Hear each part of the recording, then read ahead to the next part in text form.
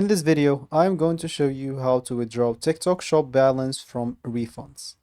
So all you need to do, or first of all, you cannot withdraw any refund money immediately if it's still being processed or held by TikTok shop. The refund amounts must first become part of your available seller balance before it can be withdrawn to your bank account. Of course, TikTok shop only allows withdrawal from a settled fund in your seller balance.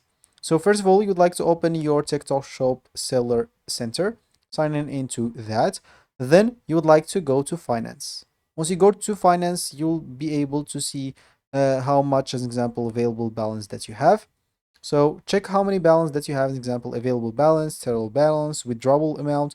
If the refund is still under review or settlement, it won't be withdrawn yet. TikTok, of course, states funds must first settle into the seller account balance before withdrawn. And if you haven't added your bank account yet, make sure to go to account settings, open your bank account, and add any bank details. Then, as an example, you can open your withdrawals, and if you have multiple banks or multiple withdrawal options, you can choose from that.